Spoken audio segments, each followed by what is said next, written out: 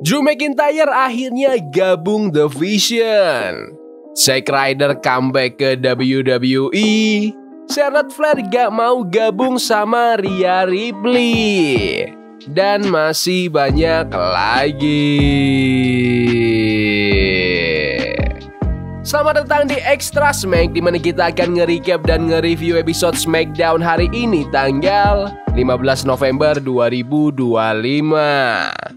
SmackDown hari ini dibuka sama Rhea Ripley dan Io Sky yang gak buang waktu sama sekali buat ngatur tempo. Ripley ngomong belak-belakan selama dia cedera, Kabuki Warriors udah ngacak-ngacak divisi tag team cewek. Tambahin Nia Jax dan Lash Legend, tiba-tiba mereka makin pede karena unggul jumlah dan ngerasa nggak tersentuh. Terus muncullah Charlotte Flair dan Alexa Bliss. Bliss langsung gasken, siap masuk ke kobaran api, tapi Flair jujur. Dia nggak percaya sama Ripley sama sekali. Nggak mau berdiri di sampingnya dan sejarah masa lalu mereka nggak bisa sembuh gitu aja. Begitu Flair ninggalin mereka, penonton langsung ngebu gila-gilaan, ninggalin Ripley, Io, dan Bliss buat ngadepin tim War Games yang tiba-tiba kehilangan ratu mereka. Segmen pembuka yang lumayan bikin kaget. Charlotte Flair dan Rhea Ripley punya sejarah panjang sebagai rival, jadi apa yang Flair bilang masuk akal dari sisi cerita.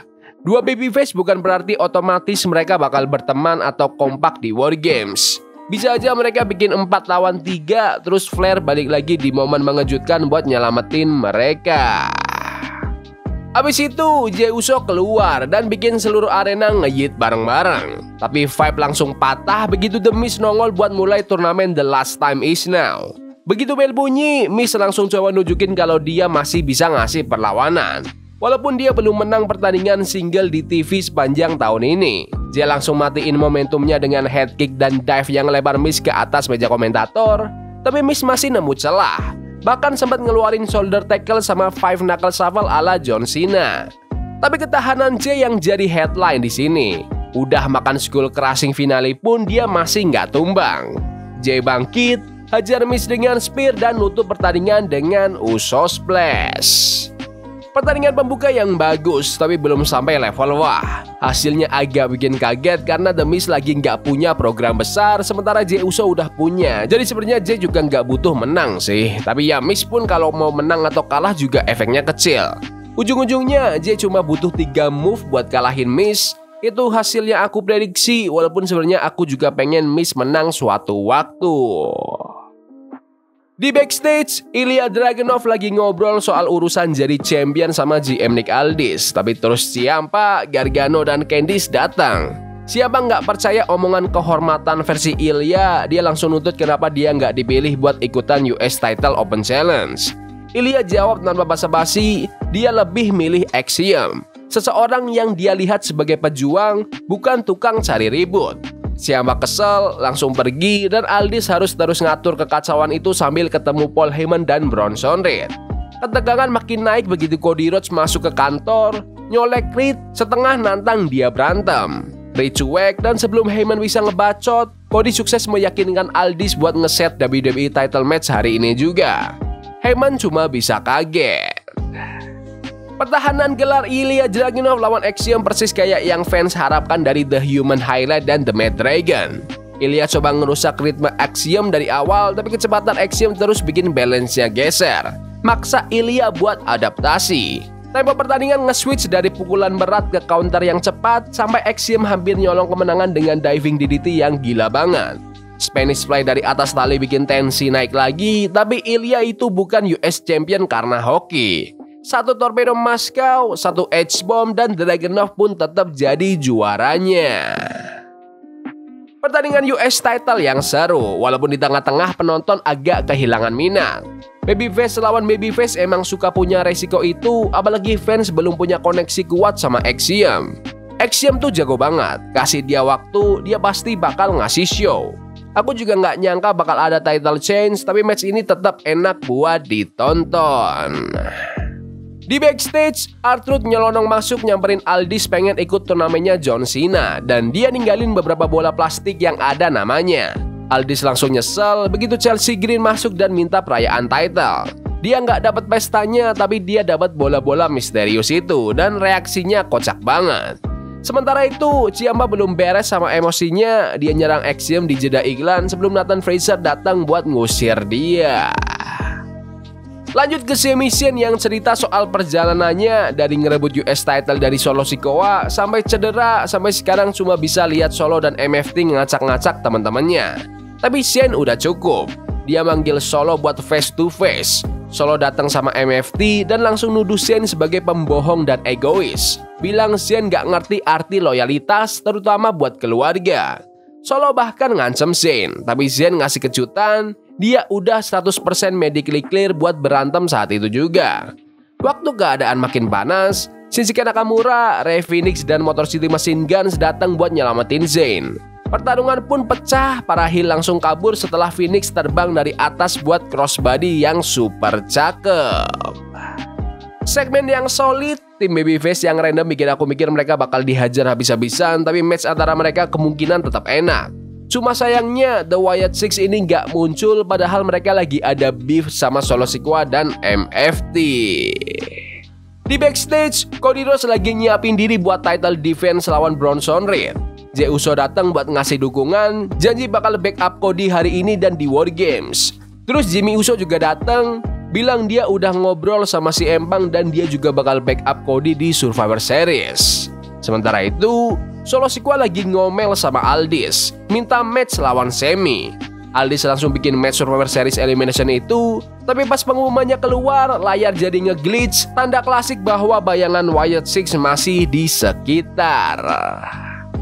Balik lagi ke turnamen Last Time Is Now. LA Knight masuk ke arena, tapi lawan misteriusnya ternyata Zack Ryder yang balik lagi dan langsung dapat pop yang gede.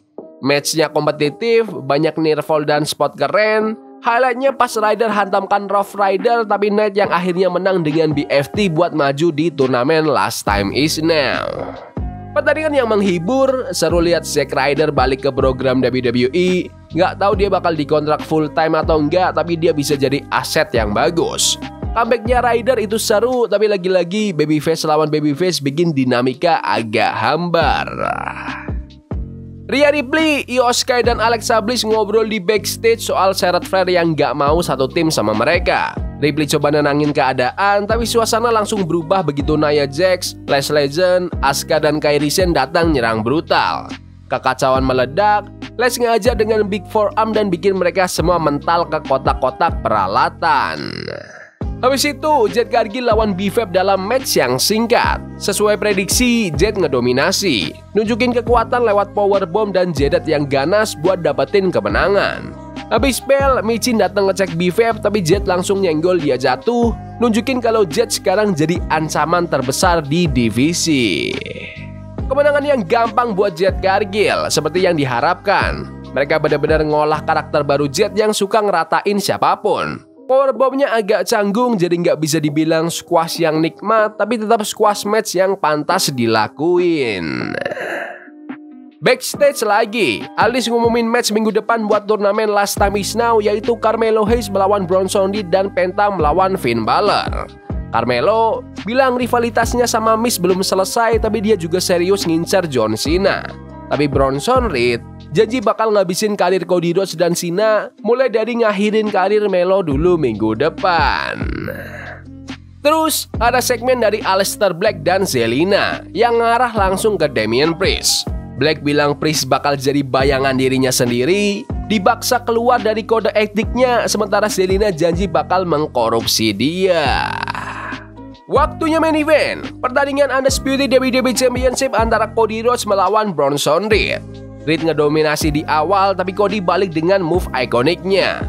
Pertarungan keluar ring dan waktu Cody mulai ngambil alih, Bron Breakker muncul nge-tackle Cody ke barikade dan bikin matchnya berakhir dengan diskualifikasi. Logan Paul juga ikut nimbrung hajar Cody, terus The Usos datang nyelamatin dan ngebersihin ring. Tapi belum selesai, Drew McIntyre nongol, dorong Jimmy dari atas tali dan ngeratain dua-duanya.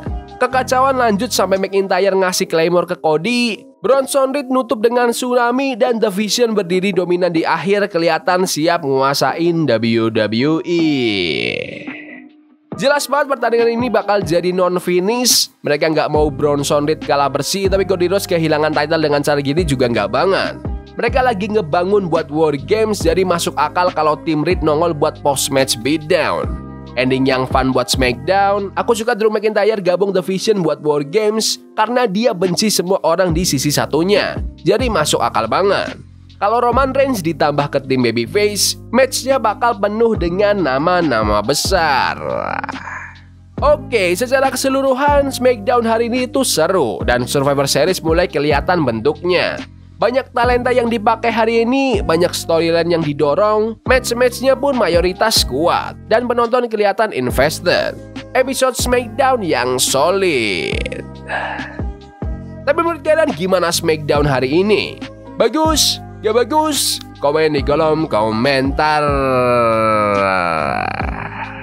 Ya udah gitu aja video hari ini. Jangan lupa like dan subscribe ke channel ini karena gue pengen 20.000 subscribers di bulan ini. Tolong bantu.